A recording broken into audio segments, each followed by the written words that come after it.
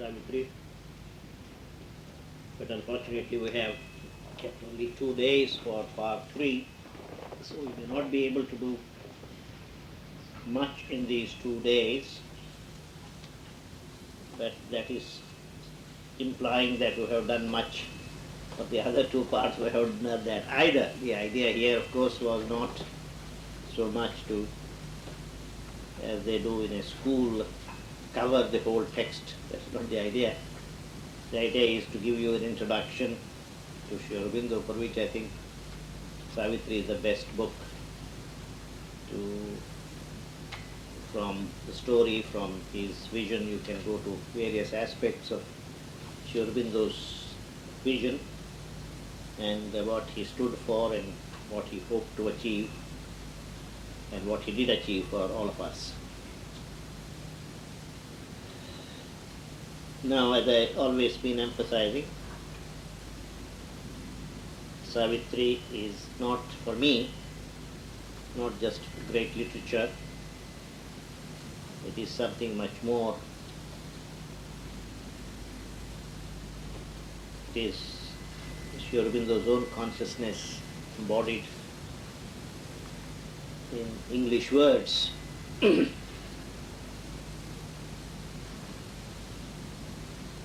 And Savitri becomes a book of revelation when we hold it very close to our consciousness, our being.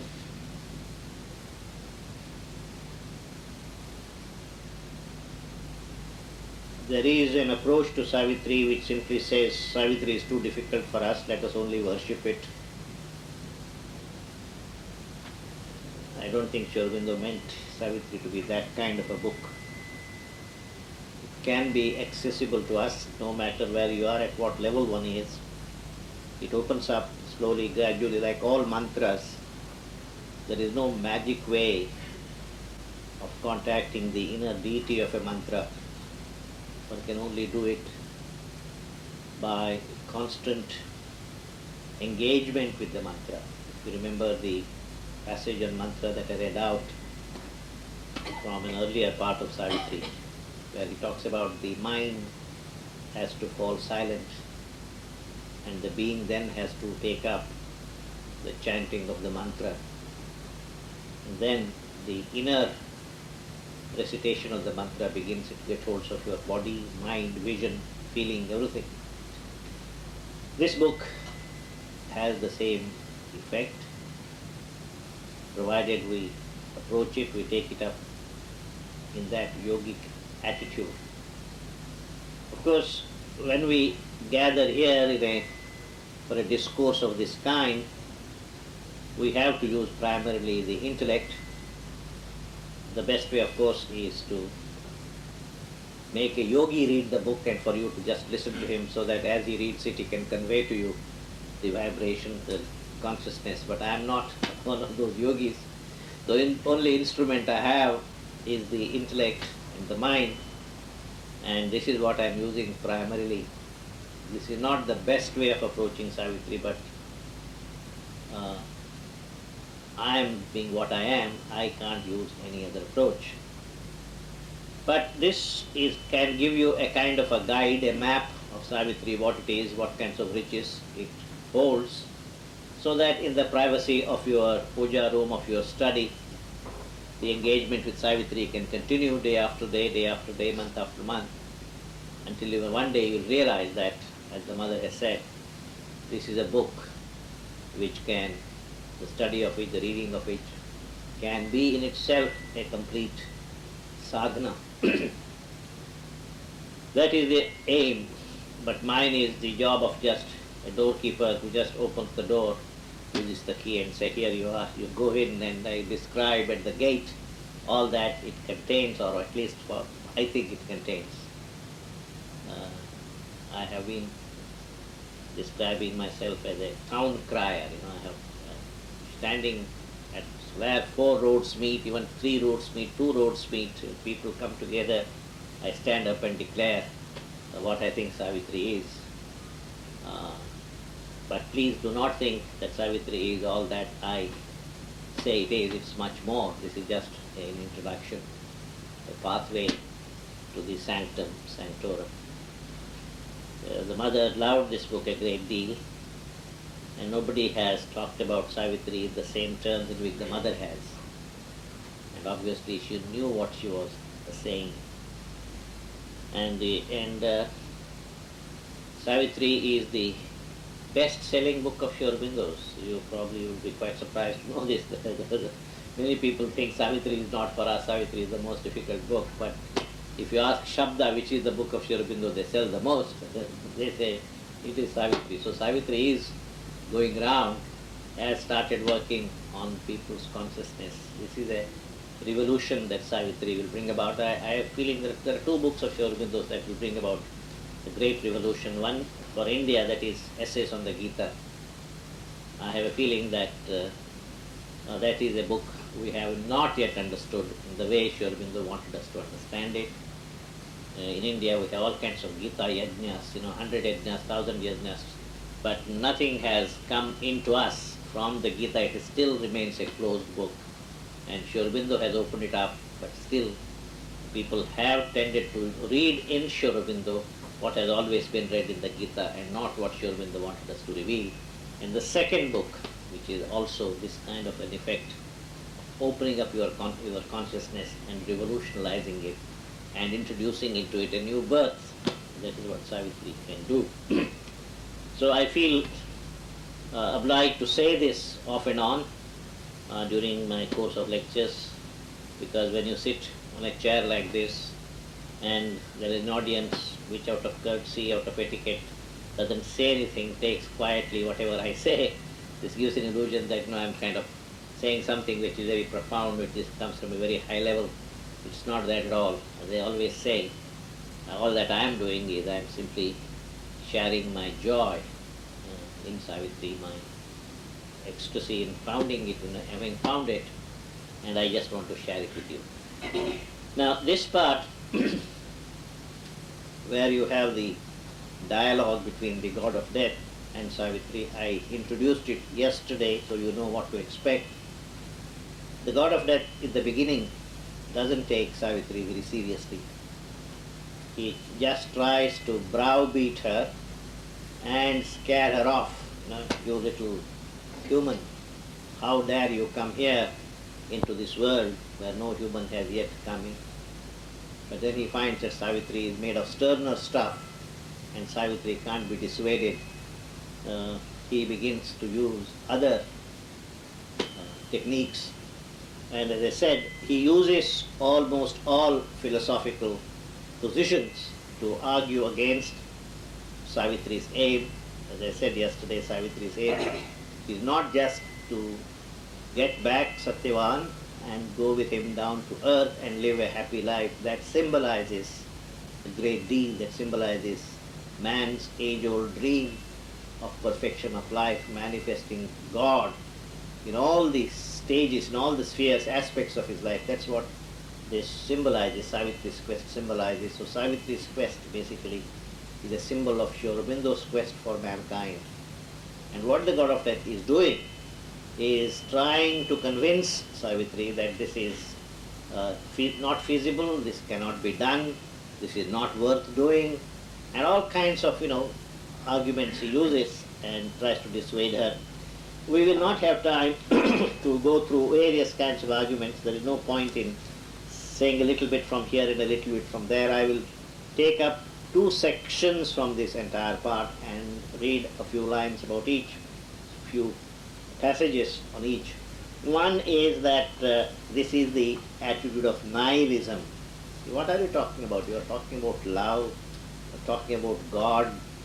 Don't you know God is just a fiction and that kind of thing. There is no God here, there is no love here, all that is here. This is a world of accidents. People are born, people die. And Satyavan was nothing special. Satyavan is dead like anyone else. So all that you can do is make a compromise with this, reconcile yourself with this, go back to this world and find another Satyavan. It's as easy as that. And so he begins to take up various kinds of things. And first of all, on page 586, This is my silent, dark immensity. This is the home of everlasting night. This is the secrecy of nothingness, entombing the vanity of life's desires. Do you know where you are? You are in darkness. You are in the home of darkness, in the womb of darkness, page 586. This is my silent, dark immensity. This is the home of everlasting night. There is no day beyond it. This is everlasting night. This is the secrecy of nothingness, entombing the vanity of life's desires. Hast thou beheld thy source, O transient heart, and known from what the dream thou art was made? Don't you know you, yourself, your life here on earth itself is so transitory. It's like a dream. In this stark sincerity of nude emptiness, hopest thou still always to last and love? What is the significance of human love? X loves Y, what does it mean? Doesn't mean anything at all to the world. The whole world ends in nothing, and your love can't withhold this whole process. And then he goes on like that. And what you should note is the sarcasm, the bitterness which the god of death keeps heaping on Savitri's ideal. And some of these descriptions are poetically absolutely marvelous. There is a passage here I am now going to read where he depicts what I call stark nihilism. There is no truth in the world. There is nothing here that is permanent, nothing here that can be achieved. And so on same page 586, about 8 lines from the bottom, he describes man. And I have not come across anywhere else a more damning description of human being and the futility of man here on earth. This is from the standpoint of nihilism. He says, a fragile miracle of thinking clay, armed with illusions, walks the child of time. That's what man is. It's a fragile miracle of thinking clay. After all, man is a miracle, a fragile miracle. He is one of the weakest of beings on earth. A fragile miracle. He doesn't have the strength of an elephant. He doesn't have extraordinary physical capacities. He is so fragile. But certainly he is a miracle. Fragile miracle. What is the miracle? In man, clay has begun to think. A fragile miracle of thinking clay. Until now, we have seen clay, that is mud, matter, which is capable of reproducing itself, which is capable of, spreading branches and leaves and flowers and fruit. But in man, matter has reached a stage where it looks miraculous that matter itself can think, build computers, can go to the moon, all this. So it's a fragile miracle of thinking clay. But what is it man is armed with? Armed with illusions. All that man has in his armory, all that man has with the help of which he hopes to conquer this entire universe, are illusions. Armed with illusions. God is one illusion. Soul is another illusion. These are all illusions that man lives with. Armed with illusions walks the child of time. After all, man's existence here on earth is so short-lived. He's a child of time. He doesn't realize that.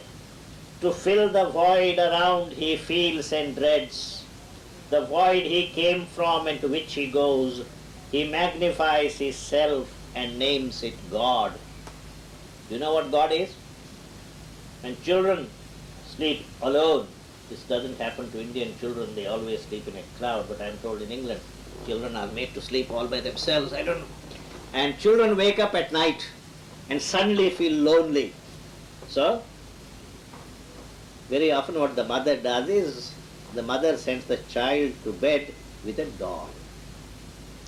And so when the child wakes up at night at 1 o'clock, there is nobody around, Papa is not around, Mama is not around, there is not even very dim light. This presence of the doll, gives the child some feeling of security. And so we are all like children here, sleeping in this earth like little children. And life sometimes is so frightful, so frightening, that we want some solace. And so, for giving us solace, a sense of security, we have created for ourselves the notion of God. Just as the doll is lifeless, the doll won't be able to raise a finger, lift a finger if you really need help. But its presence is psychologically satisfying. And similarly, therefore, man, when he lives in this world and the world is so dreadful that he has created for himself this notion of God. And do you really think there is God? Do you really believe there is God? This is the attitude, this is the style of rhetoric the god of death uses. A fragile miracle of thinking clay, armed with illusions, walks the child of time. To fill the void around he feels and dreads. He feels all around him a void and emptiness, just as a child feels when he wakes up at night. To fill that void, the void he came from and to which he goes. We all came from the void. Avyaktadini bhutani, vyaktamadhyani bharata. Avyakta nidananyeva tatraka paridevana. We all come from this void. We all go back into this void. We don't know why we are here. Nobody knows why we are here. Philosophers don't know, saints don't know. We all take things, on faith. And so, this is what he says. The void he came from and to which he goes, he magnifies his self and names it God. There is some truth in what he says, because we all make our gods in our own image. Very often our gods are as jealous as we are, our gods are as small-minded as we are. The gods fight, the gods do all these things, because after all, what is God? God is just a man's imagination, and he needs this doll, just as a child needs a doll, as a kind of security, psychological support, where he suddenly wakes up in this terrible void of the universe and finds himself alone. And so he says, he magnifies his self and names it God. He calls the heavens to help his suffering hopes. When he suffers, when his hopes are thwarted, he calls the heavens to help. He sees above him with a longing heart bare spaces, more unconscious than himself. How stupid can man be? He doesn't realize that the most conscious being on earth is himself. But he looks up at this sky and calls Allah or Jesus or Rama or Krishna or whatever to come down. He doesn't know there is nothing in this sky. Even the blue that the sky looks is an illusion of the eye. You ask the scientist what is the color of the sky, is it blue? The scientist will tell you the color of the sky is not blue. So, even the blue of the sky is unreal.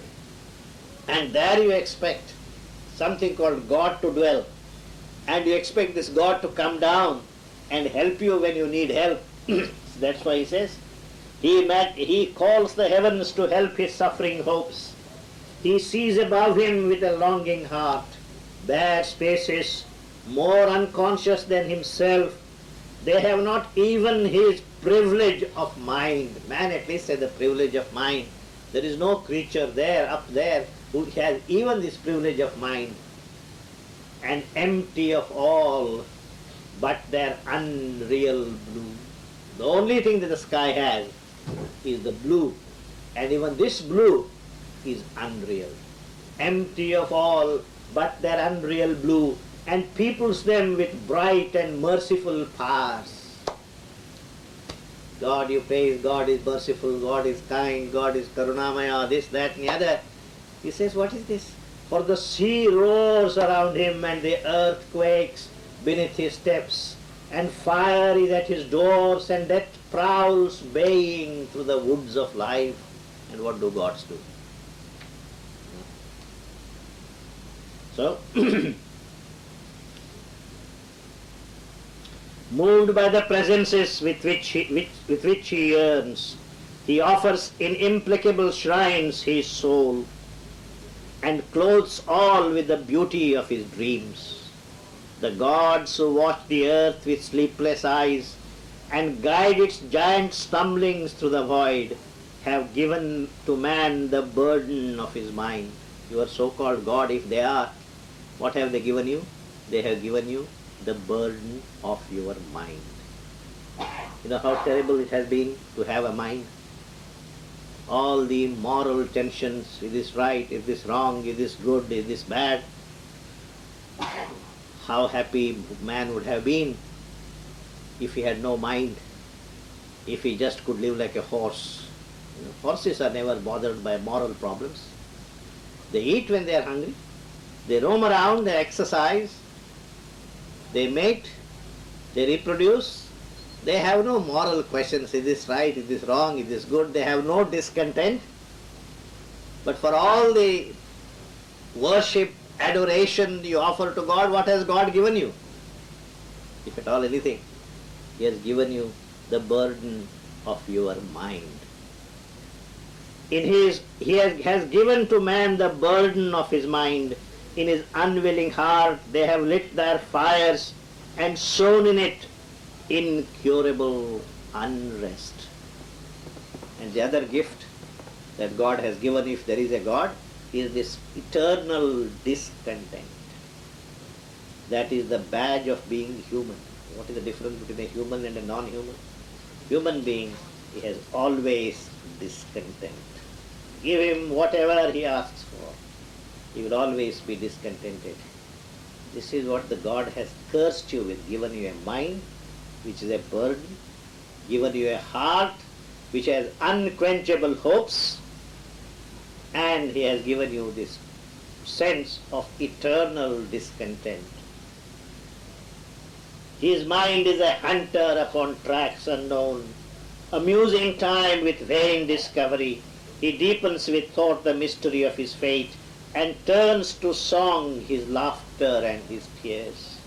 Man, of course, has this tremendous capacity of turning to art, turning to music, turning to song, all his agonies and all his longings. And this is how he kind of satisfies himself. He cannot satisfy them tangibly in this world. He can only satisfy himself by converting them into art and music and poetry, and he thinks he has done very well by himself. His mortality vexing with the immortal's dreams, troubling his transience with the infinite's breath. They give him hungers which no food can fill. He is the cattle of the shepherd gods, his body the tether with which he is tied. They cast for fodder grief and hope and joy. His pasture ground they have fenced with ignorance. A few lines later, aimless man toils in an uncertain world, lulled by inconstant pauses of his pain. After all, what is this human life? As Thomas Hardy said, happiness, little episodes in an unending tale of agony. That's all life is. So this is what you are, lulled by inconstant pauses of his pain. Pain is constant in life. There are pauses to this pain, and you call these brief duration of pause in pain happiness. But they don't come often enough, they don't come regularly enough, so he calls them inconstant pauses of his pain. Scoured like a beast by the infinite desire, and you have been given infinite desire, which acts like a scourge, whiplashing of desires. This is what we feel all the time. Bound to the chariot of the dreadful gods, return to thy body shell, thy tie to earth, and with thy heart's little remnants try to live, hope not to win back to thee, Satyavan. Now this enterprise you have taken up has no meaning, has no sense. You go back to earth, that's where you have come from, and live safe in the prison house of the body. Don't ever dream to get back, Satyavan. This is far beyond you and you cannot get it. Now, we have no time to read all this, but I just wanted to give you the spirit of this god of death, the way he can crush any spirit like Savitri's, or hopes, or dreams, aims. He just ridicules them, and various grounds, or various philosophical grounds. This is an example of nihilism, which is basically saying there is no truth in this life, there is no reality that is to be pursued, the kind of nihilism that was at the heart of existentialism in modern Europe, and which I said the other day during the French Revolution, student revolution in 1968, they used to say there is no truth to be found and everything is permissible. There is no truth, everything is permissible. That is the standpoint of nihilism. And the god of death, as you can see, takes that position, and from that position he argues against Savitri's enterprise and tries to dissuade her.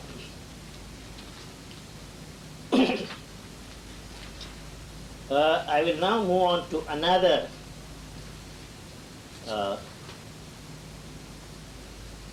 very good argument that God of love makes. Savitri has always been saying in many places, it is love. I am motivated by love. The God of death says, you know what love is?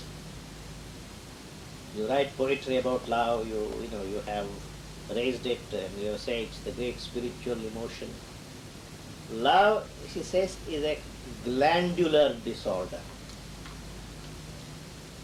There are, at a certain stage in life, there is some disorder which leads to diabetes, right? Human condition. There is some stage in life which leads to some imbalance, and quite a few of us get blood pressure, right?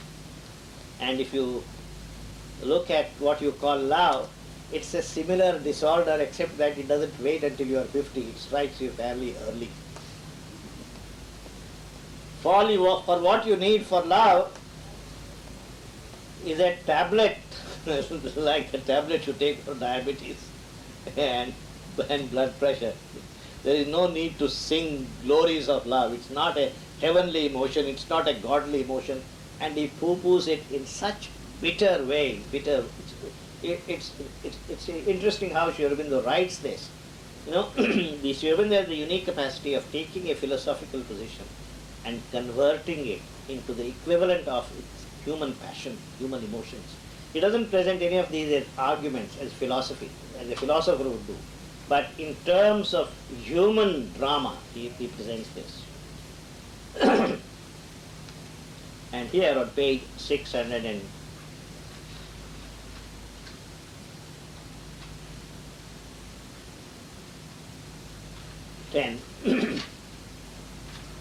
I would like you to look at this paragraph, which begins, it's not a separate paragraph, but the excerpt that I want to read out is from 9-10 lines from the top.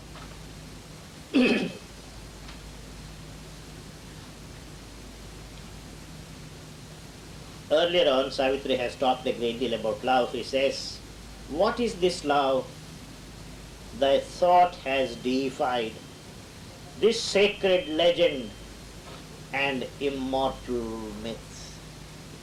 You have made love into a kind of a legend, sacred legend, immortal myth. Do you know what love is? It's a conscious yearning of the flesh. It's a glorious burning of thy nerves.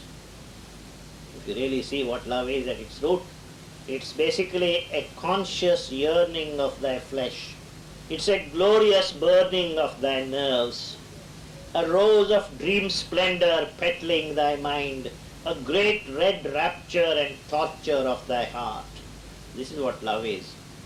And then in the next 1.5 pages, he gives you a beautiful picture of what happens in the story, evolution of love, in ordinary human beings. He says, it is a rose of dream splendor petalling thy mind, a great red rapture and torture of thy heart. And then he says, when you fall in love, or you think you have fallen in love, what happens?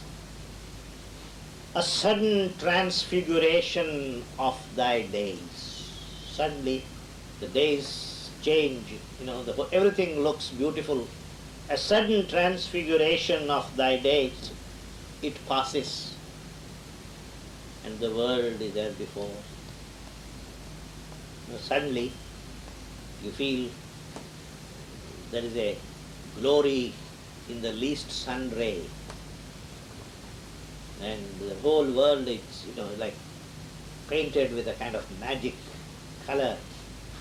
But lo and behold, this feeling doesn't last very long. It disappears, and once it disappears, the world again looks as dull, as drab as ever it was before. A ravishing edge of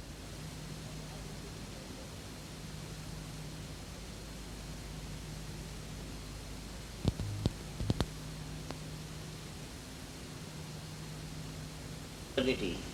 You always swear eternal love will be like this forever and ever. And yet, how brief and frail, how brief is human love, how frail is human love, how soon is spent this treasure wasted by the gods on man.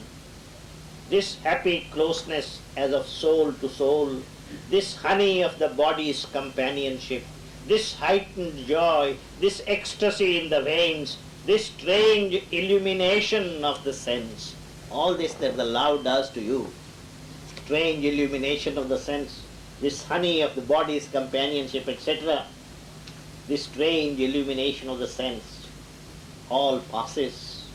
And then he is so sarcastic in the next two lines. If Satyavan had lived, love would have died.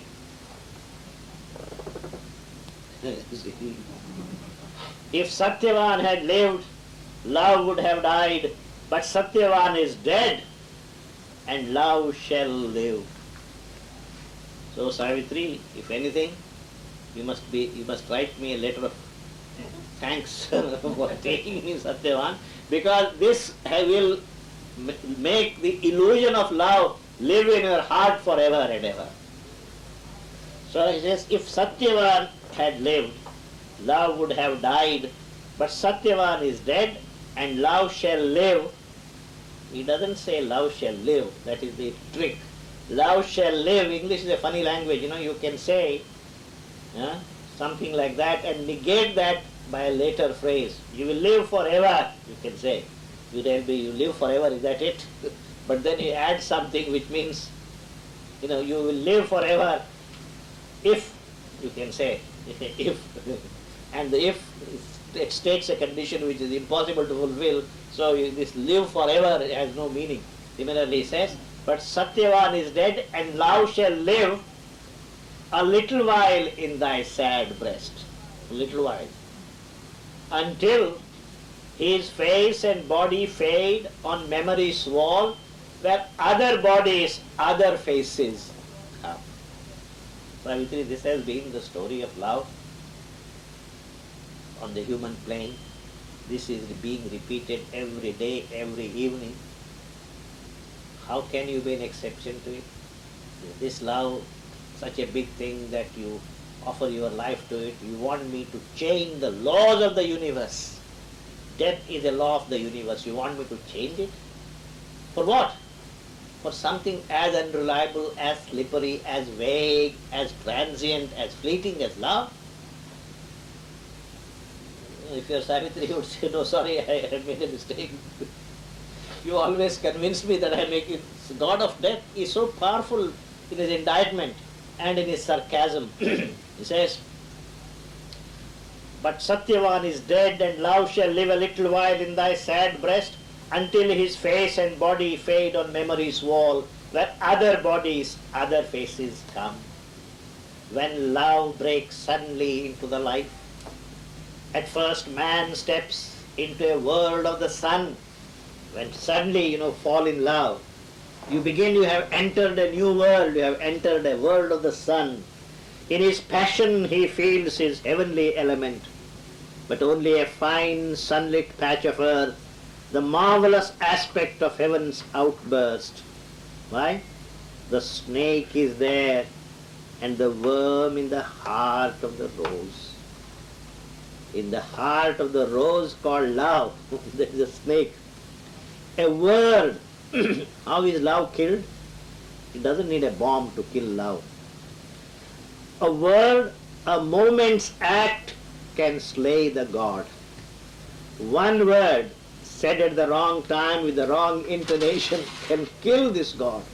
A word, a moment's act can slay the god. And he says, precarious is his immortality. If love is immortal, that immortality is really precarious. He has 1,000 ways to suffer and die. Love cannot live by heavenly food alone. Only on sap of earth can it survive. Love cannot live on love of heaven. It also depends largely on the size of your husband's pocketbook. it lives, needs these things. All this is in poetry. You know that we love forever and ever, and we'll live for this, and we'll rather live a life of poverty and deprivation rather than sacrifice our love. You have all these stories. These are only stories. He says, love cannot live by heavenly food alone. Only on sap of earth can it survive. For thy passion was a sensual want refined. In the best of times, what you call love is only a sensual want, the want of the body, want of your nerves, just a little bit refined. You add to it a little imagination, that's about all. A hunger of the body and the heart. Thy want can tire. This can tire, get tired, and cease, and or turn elsewhere. Or love may meet a dire and pitiless end by bitter treason or wrath with cruel wounds. Separate or thy unsatisfied will to others. Depart when first love's joy lies stripped and slain. A dull indifference replaces fire. In the beginning there is fire, then it is gradually replaced by dull indifference, or an endearing habit imitates love. You still honey, dear, and so on, but it is no more, it's not meant that way, it's only a matter of habit, endearing habit.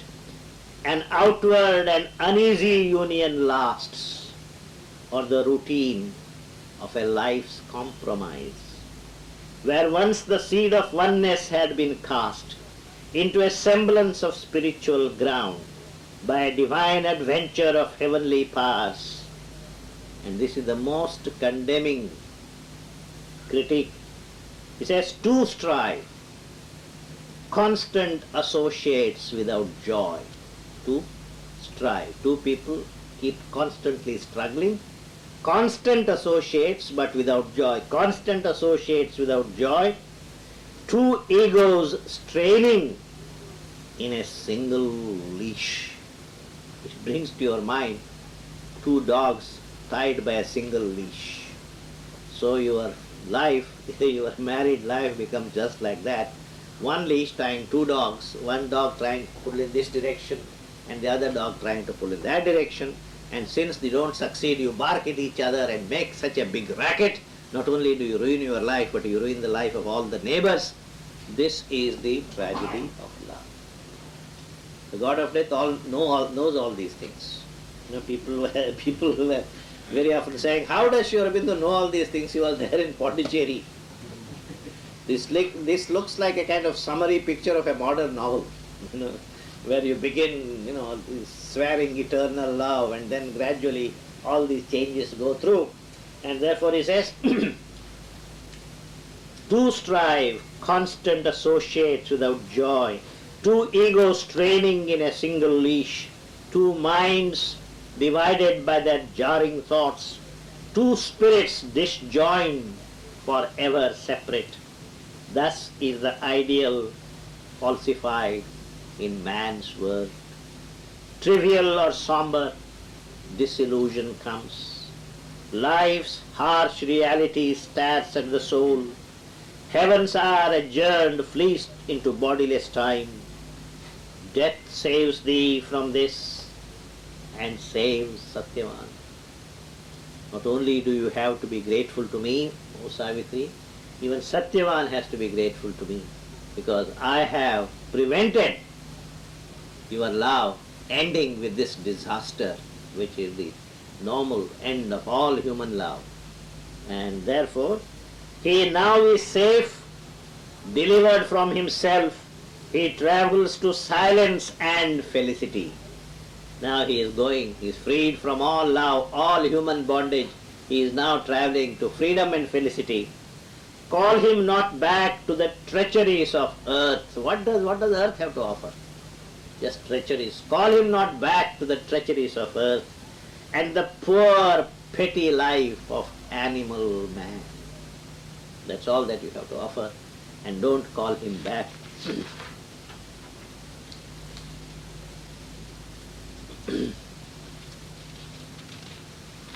Well, Savitri has, of course, very good replies to give in return.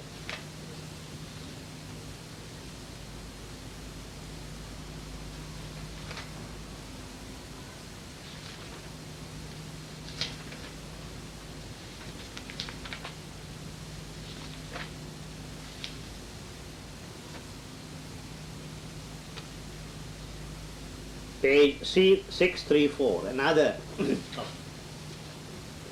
God of Death's critiques, about 868 lines from the top. Daub not the web of life with magic hues.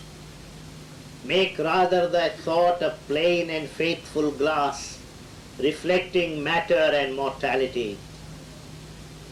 And know thy soul a product of the flesh, a made-up self in a constructed world. It says you are daubing the web of life with magic hues.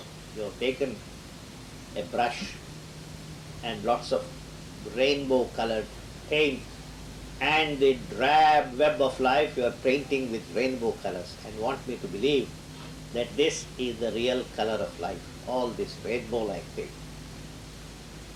But don't you know thy soul is a product of the flesh? There is nothing like soul.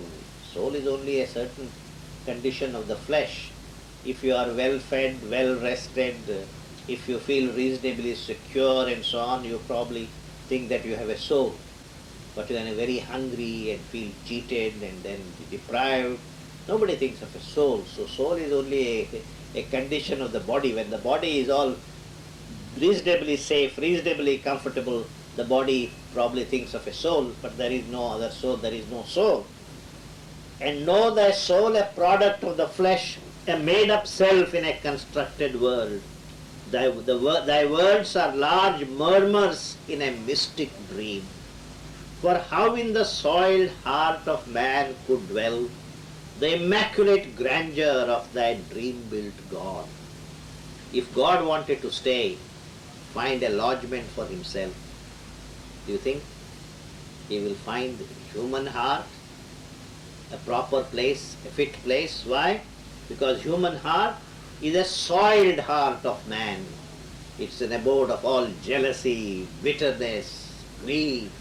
This is what the human heart is like. How can ever God stay in this human heart? How in the soiled heart of man could dwell the immaculate grandeur of that dream-built God?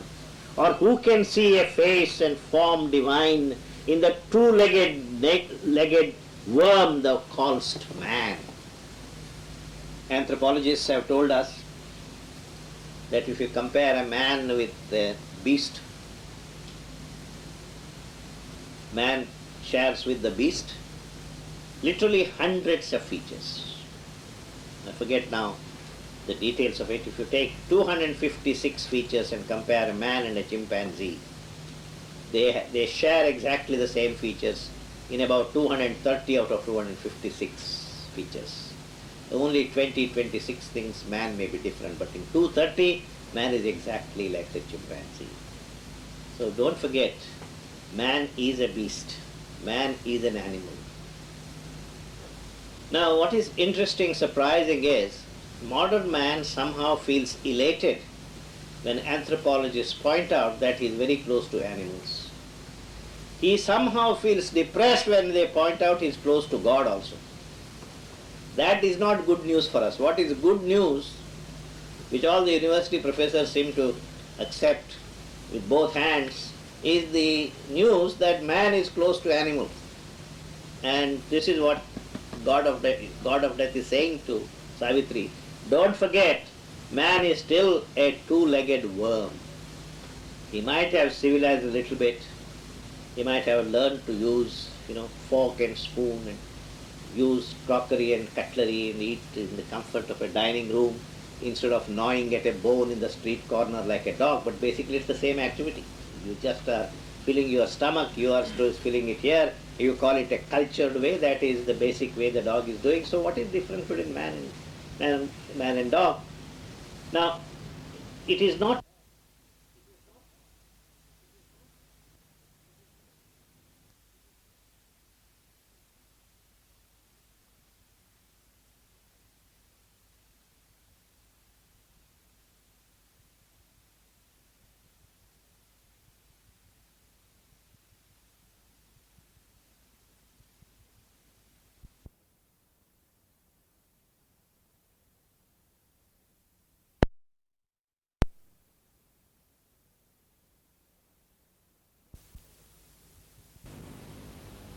present limitations. It's not because Sri Aurobindo doesn't know how close to animal man is. He knows this. In Savitri itself, I can show you any number of lines where Sri Aurobindo has pointed out very graphically, very clearly, how close man is to animals. But emphasizing that doesn't really help. Because from where we are now, there is no way back. The only way is way up. Long time ago, 2000 years ago, Greek philosophers said, as I repeated this last time, that man is poised between the gods and the beasts. Man doesn't have the innocence of beasts, nor does man have the perfection of gods. And therefore man is the most tragic of all creatures, which is true. And that's where man is. But Sri Aurobindo has always been emphasizing that the direction in which man has to move, man has constantly to be reminded about that. Now, in the last 50 years, the Western literature has always been bombarding the human psyche with a message of gloom, that man has no future. This is all the literature, Western literature by and large has been saying. It's been saying very powerfully. It has been saying very convincingly. And therefore, we are all used to this story of gloom, and particularly after the Second World War. And the experiences Europe went through during the Second World War were so terrible that they really believed that man can never rise, because they never expected man to descend so low as man did during the Second World War. And so all this story about hope and man's future, etc., are generally dismissed. If you take to Oxford and Cambridge a story of gloom and defeat and how miserable man is, his nature is, they'll accept it, they'll probably give you a PhD for that. But if somebody like Sri Aurobindo says, look, man has also the potential to be a god, they will slam the door shut on your face. This is the tragedy of the times. And it is something very important which I would like everybody to bear in mind, that in writing these books like Savitri and the Life Divine, Sri Aurobindo was doing something very remarkable, and that is, if you know, during the First World War, when between 1914 and 1918 the First World War was raged, and if you remember, this is the time when Sri Aurobindo was also writing the Arya series, all the articles in the Arya, the Life Divine, Synthesis of Yoga, all these. And Sri Aurobindo's writings, as you can see, are writings which are immersed in hope in the future of man. So, similarly in the Second World War, when the Second World War began, Sri Aurobindo started revising the Life Divine. From 1939, Life Divine kept revising it until 42. And there is a very interesting story about this, that the daughter of President Wilson, the American US President Wilson, Margaret Wilson, was in Pondicherry, in the ashram in Pondicherry. She was a companion of the mother. It seems she discovered essays on the Gita in some library in New York and was so impressed by it, she in fact started correspondence with Sri Aurobindo. Finally, she ended up in the ashram. And since Margaret Wilson was in Pondicherry and the Second World War had begun, and American secret intelligence agencies knew that the Japanese were going to bomb Madras and Pondicherry and so on, America at that point has not just yet joined the war effort. America was still neutral. They sent a warship to Pondicherry, asking Margaret Wilson to sail back with the ship to the US because they felt that her life in Pondicherry would not be safe. At that time, Margaret Wilson seems to have said, I don't want to leave Pondicherry because I too want to participate in this war against Hitler. And my way of participation, what will you do? They asked her, what will you do? She said, what I will do is I will use my time preparing a typed copy of the revised edition of the Life Divine as Sri Aurobindo was revising it. So in other words, she felt what Sri Aurobindo was doing in writing the Life Divine. The Life Divine contains basically a message of hope for man's future as against all that Hitler and company were doing. That he was, as it were, in writing it, impregnating the occult worlds with this vibration of hope. And exactly the same thing he was doing when he was writing Savitri. In the 50 years between 1900 and 1950, if you really read the peaks of Western literature, they're all a cry of anguish, of hopelessness, of life having no meaning, no significance. It's not that they were saying that life has no significance. They were crying that life has no significance. We only wish somebody found significance for life, but where is the significance? I can't find it. At that time, for those 50 years, Sri Aurobindo was writing Savitri, and one of the central vibrations of Savitri, if you really read it, almost on every page, is this vibration of hope, vibration of love. So this, in my way, is Sri Aurobindo's way of counteracting the vibrations of depression and gloom and tragedy and so on, with which the world was filled, and he single-handed almost tried to counteract them by these books. And therefore I would like to emphasize that man has to have an image of his future, which will help him to live the present and fight odds against the present. And that's what Sri Aurobindo has done. It's not just philosophy, it's not just Life Divine, but these vibrations of hope and courage and love. This is what Sri Aurobindo has produced as a result of writing something like the Life Divine and Savitri. And that's why he always keeps talking about this, that I know man is a two-legged animal, I know man has animal propensity, but I also know man has this divine destiny. Never forget this destiny that is awaiting you. And this is this is how he was urging us to rise, urging us to do our best. And here, therefore, even when the god of death says, in the naked two-legged worm thou callest man, he says, who can see a face and form divine? In the naked two-legged worm thou callest man. O human face, put off mind-painted masks, the animal be, the worm that nature meant. Accept thy futile birth, thy narrow life, for truth is bare like stone and hard like death. Bare in the bareness, hard with truth's hardness live. He says, bare in the bareness, hard with truth's hardness live. Don't live in an imaginary world. Live in the real world. And the real world is so ugly. The real world is so bad. Now all this, Sri Aurobindo knows. Sri Aurobindo knew all this. It's not as if he was like a Rip Van Winkle who slept for 40 years and suddenly woke up. He knew every inch of it. And it is my conviction that the Second World War must have taken up at least 5 years of Sri Aurobindo's sadhana. I am more convinced than ever before that he was a major participant in the Second World War, because he did believe that Hitler was a terrible thing to happen to humanity and he had to stop it. And so, although the world thought he had lived in retirement, he was away in Pondicherry, and what does he know about human failings, what does he know about man's smallness? He always talks about utopia, he always talks about great things. You need to talk about things. Not because you want to glamorize the whole thing, you want to sentimentalize the whole thing, you want to paint the whole thing with a rainbow colored brush, but this is the ideal which man needs before him, so that he can live up to this ideal. And this is what Sri Aurobindo was doing. And as I pointed out yesterday, I have now read out to you at least 2-3 passages of utter sarcasm and bitterness which the god of death heaps on Savitri. And he says to Savitri, do not try to change the world.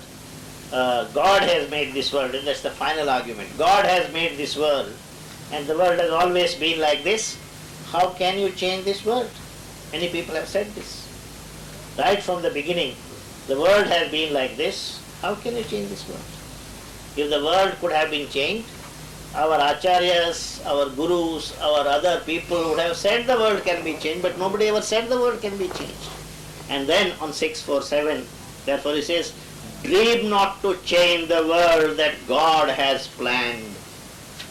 This is the ultimate argument. God has planned the world to be like this. What right do you have to change it? Oh, Savitri, you want to change the world? How can you change the world?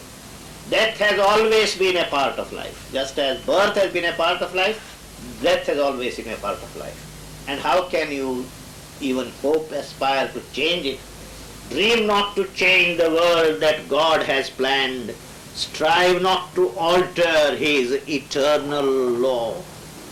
These are all eternal laws. Death is an eternal law by which the supreme consciousness governs this world. But the mother has a totally different idea. She says death is simply a bad habit we have gotten into. It's nothing more, nothing less than that. Just a bad habit, but it's a bad habit that we have been cultivating for several millions of years, and therefore it looks a difficult habit to break loose from. But it is nothing more than a bad habit. And death can be rejected. Human beings have the resources. She is not saying, as you are constituted, now you can do it like this, but you have the resources. You can kick this habit called death. This is what she has been saying. But many people have been saying, dream not to change the world that God has planned. Many people have said to me, I don't know what Sri Aurobindo says will ever come true, but I do grant that in the entire history of humanity there has never been a greater dreamer than Sri Aurobindo. Sri Aurobindo has given man the greatest dreams that ever could be dreamed. So he is only a dreamer. It never will be reality. That's the implication of this kind of a criticism. And the same thing the god of death also talks about. When I said all the criticism that one could make of Sri Aurobindo are all there in some form or the other, in fact in a very powerful form, in the indictment, in the opposition that the god of death brings up against Savitri, and this is one of them. Dream not to change the world that God has planned. Strive not to alter His eternal law.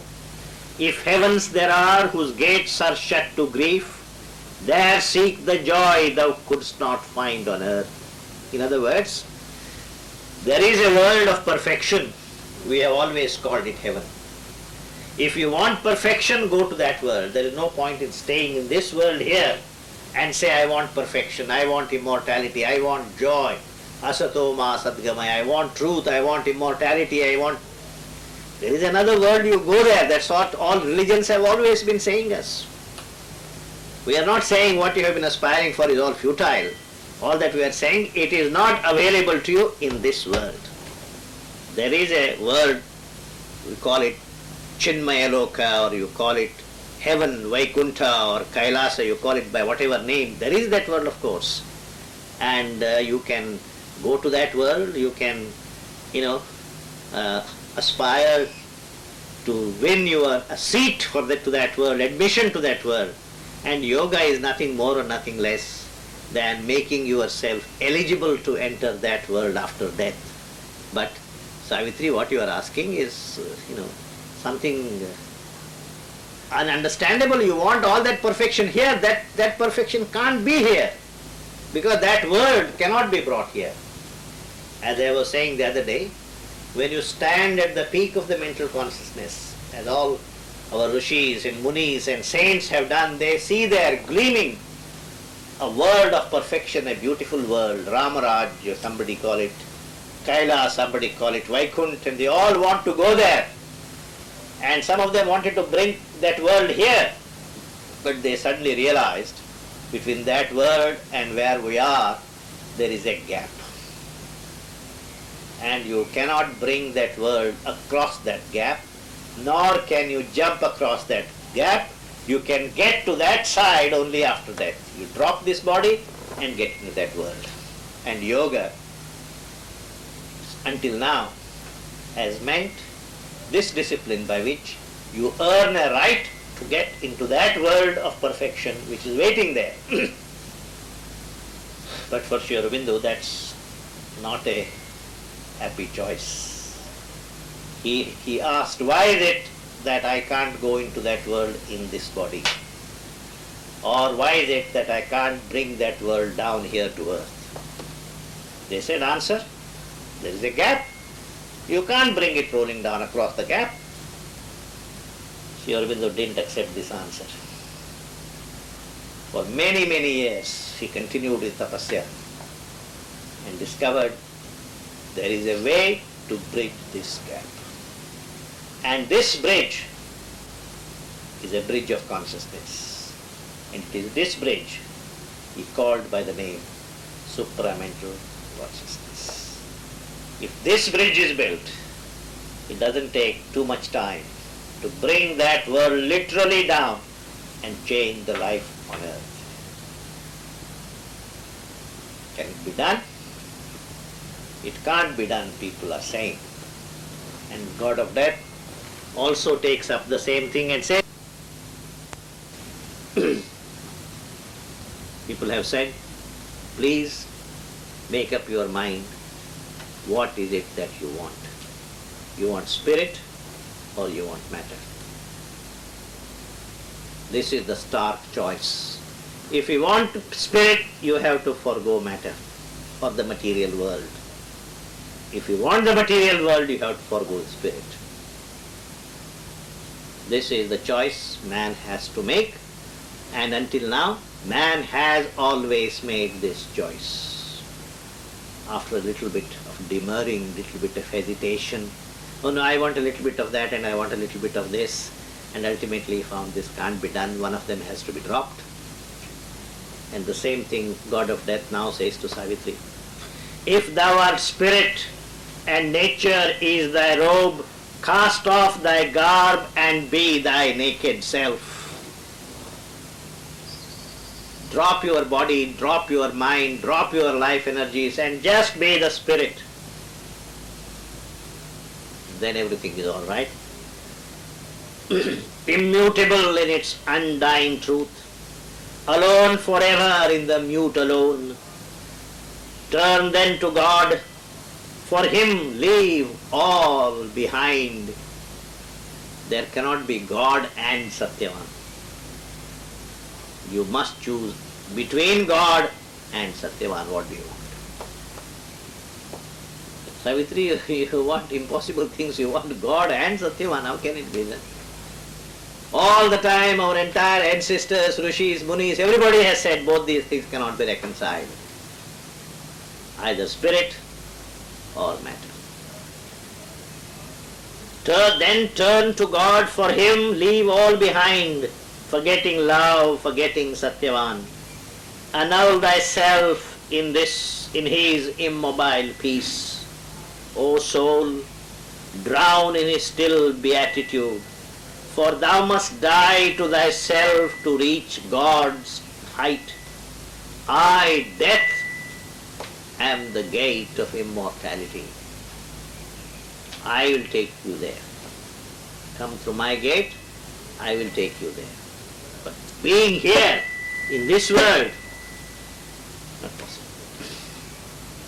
As you can see in the brief few passages that I have been reading, how the god of death changes his position, philosophical ground, and argues from various points of view against this.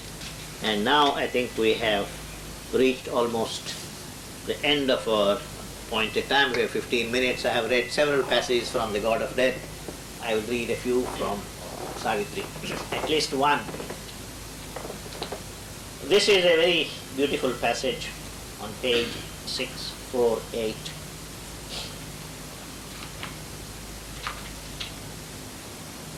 People have said, we don't know whether the supermind will come or not, but one thing is true, it has not yet come. And the conviction that it is going to come is primarily, in all cases, depends on your faith in Sri Aurobindo and your faith in the Mother. Now, as far as you are concerned personally, we have no quarrel with it. For you, probably, they are the representatives of God on earth, and they have said it, and you believe in them, and this is the truth for you. But what about us? There has to be some other measure, some other way of convincing the world, those who do not believe in Sri Aurobindo and the Mother, in their personal divinity, that this new consciousness is really there, it is going to come. We have not yet seen it. What is the evidence it is going to come? And Savitri's reply to it is in some ways very convincing. In some ways it looks to be the most commonsensical reply. A reply in a sense means, how can you be so sure that the supermind will not come? If you really look at the record of this evolutionary world, from chaos, creation has come. Science tells you that after the Big Bang, for billions of years, this universe was nothing but a whirl of energy, moving with such tremendous speed all over that an atom couldn't be formed, a sun couldn't be formed, everything disintegrated because the energy was rushing all around, all over. It took several billions of years. From this chaos of energy came creation.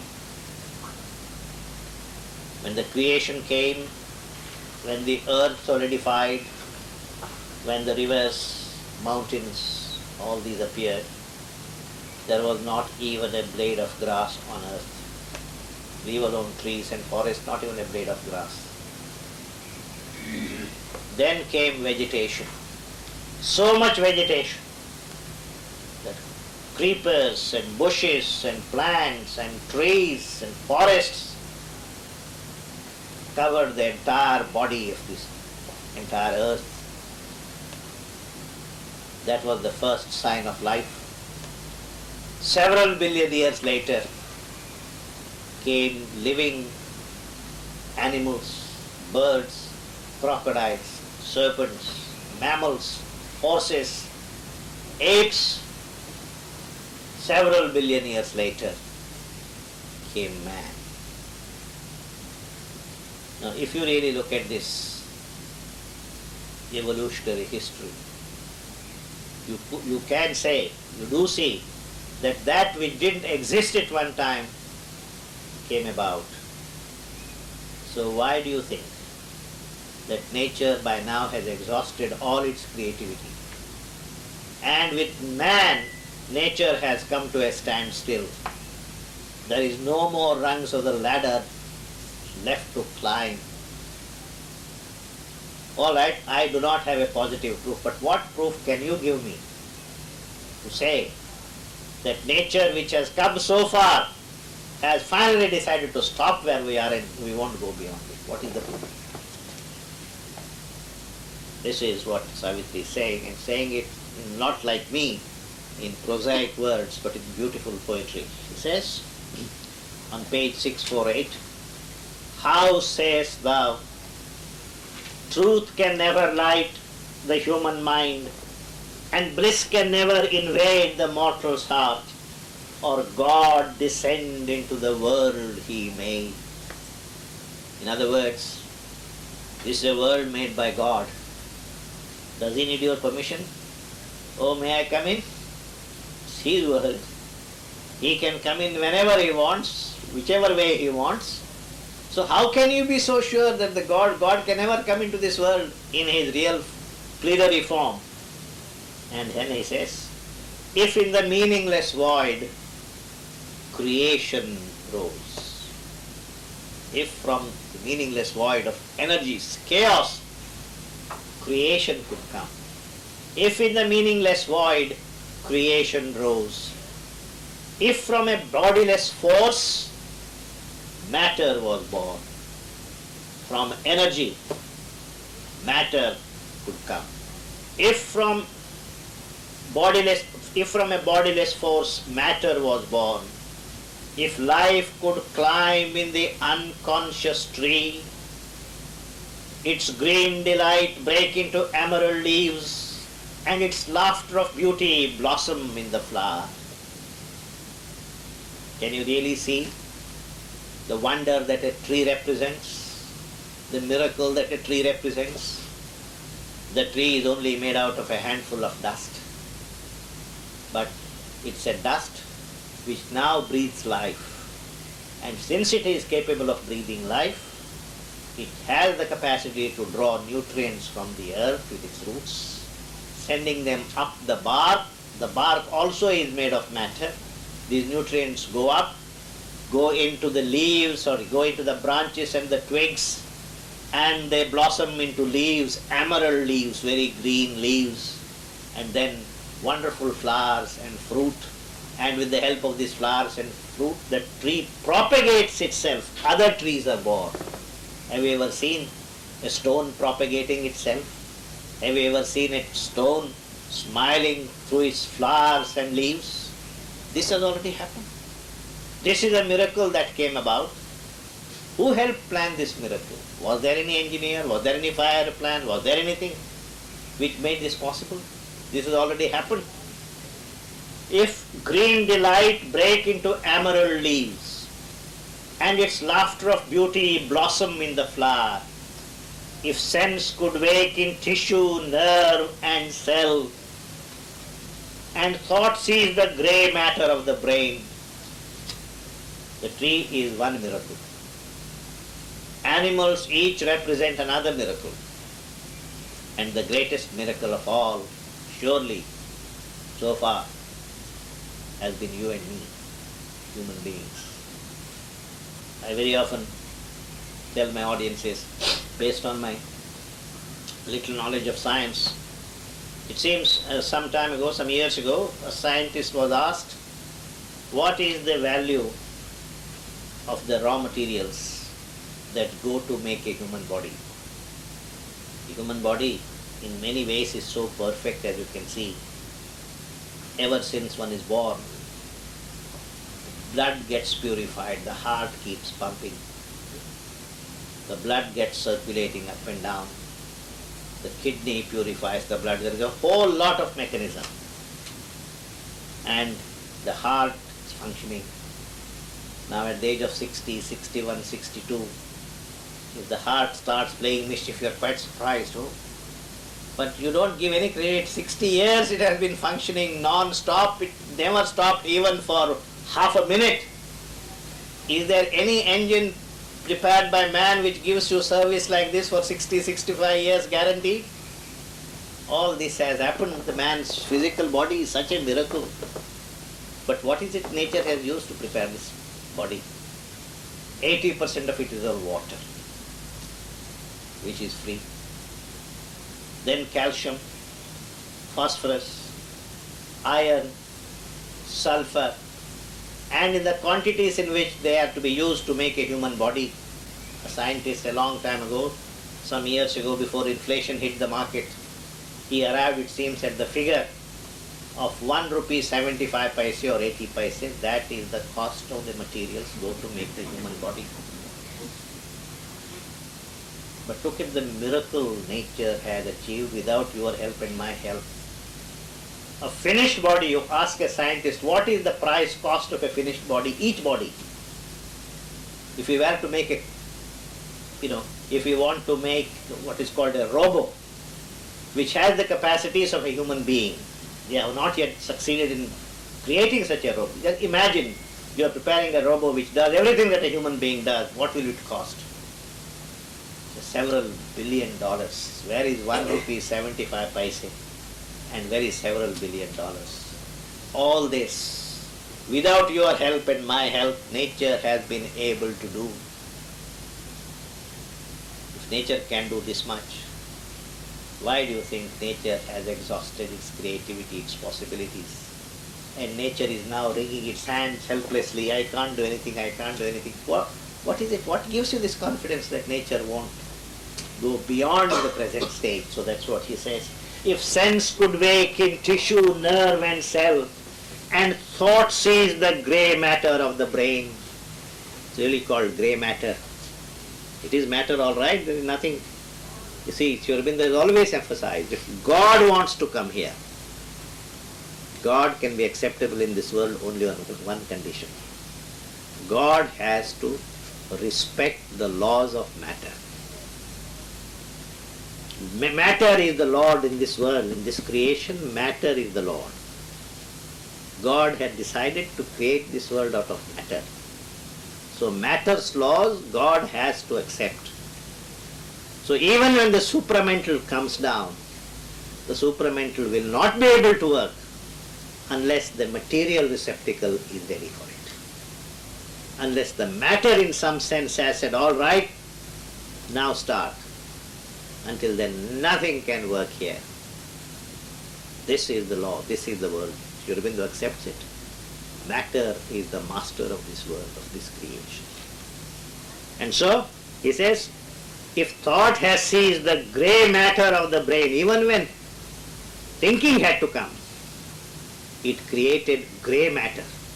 It's a transformation of ordinary matter, a matter which then becomes capable of receiving these electrical circuits or whatever that represents thought, that represents ideas. If all this has happened, and soul peeped from its secrecy through the flesh, how shall the nameless light not leap on men? How do you think? The nameless light shall not come down and unknown powers emerge from nature's sleep. How can you be so sure that what Sri Aurobindo has been calling the new consciousness, the supramental consciousness, will not come down? Man will not be able to manifest it. How can you be so sure?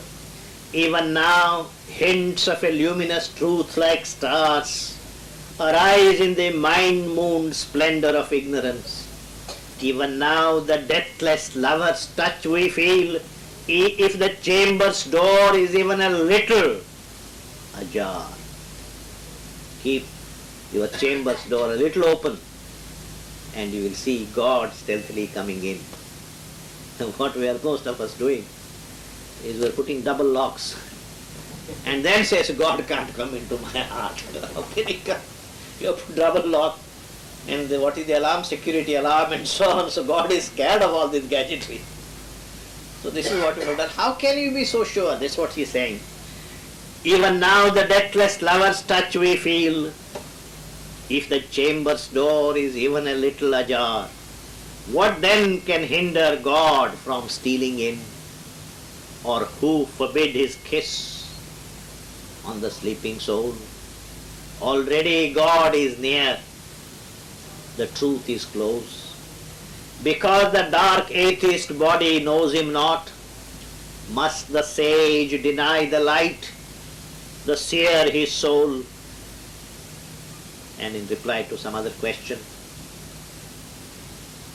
that the god of death has been raising, Savitri goes on and says, I am not bound by thought or sense or shape. I live in the glory of the infinite. I am near to the nameless and unknowable. The ineffable is now my household mate. Savitri says to God of death, I know all about infinity.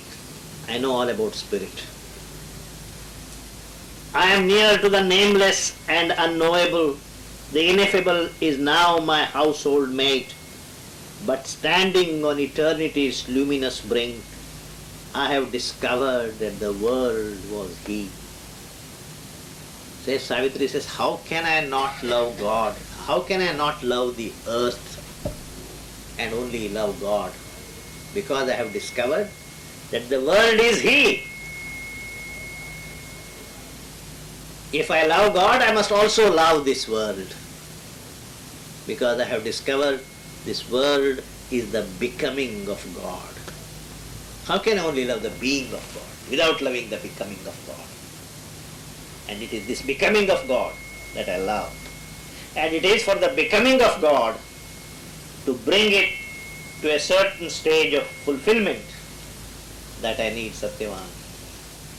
I don't need Satyavan as you suspect for the lusts of my body, for the enlightenment of my emotions or imagination. Later on she says, we too have a sacred work to do on earth, because both of us have fallen in love with this earth, because we have discovered that the world is the becoming of God. Until now, people have only loved the being of God. How can you love God integrally? See, the important operative word in Sri Aurobindo is integral. You have to possess God integrally. You have to love God integrally. How can we love God integrally if we don't love the becoming of God? So he says, I have discovered that the world was He. I have met spirit with spirit, self with self, but I have loved too the body of my God. This is the body of my God. This earth, this world. I have pursued Him in His earthly form. Then he says, a lonely freedom cannot satisfy a heart that has grown one with every heart. I am not asking Satyavan for my individual fulfillment. I have left that stage long ago. I am a deputy of the aspiring world. What I am asking for, this perfection, this fulfillment, is a fulfillment I am asking for the whole world. I am a deputy of the aspiring world. My spirit's liberty I ask for all. If what you have to give is applicable to me only, I reject this offer. Give me that which I can share with the humanity as a whole. This is what I seek. So, my spirit's liberty I ask for all. I think we should stop here. Exactly 9 o'clock. One more session remains, but as I said, it doesn't matter. We don't have to finish, complete Savitri, that's not the idea, but to feel the vibrations of it and feel convinced that this is a book that will repay going back to it again and again and again. Tomorrow we meet at 10:30 in the morning. And after that, lunch, prasad. Sir, may I ask one question? As you say that spirit and matter, it can't go together. But it is said, I have read somewhere, that bird have got 2 legs. So it is Jnana and Vijnana. It goes together. It goes together. I didn't say spirit and matter don't go together. I said so far in the world's spiritual history, this has been what is offered to man. You either choose spirit or you choose matter. But Sri Aurobindo is the one who has been saying that this is a false choice. You have to choose matter and also spirit together.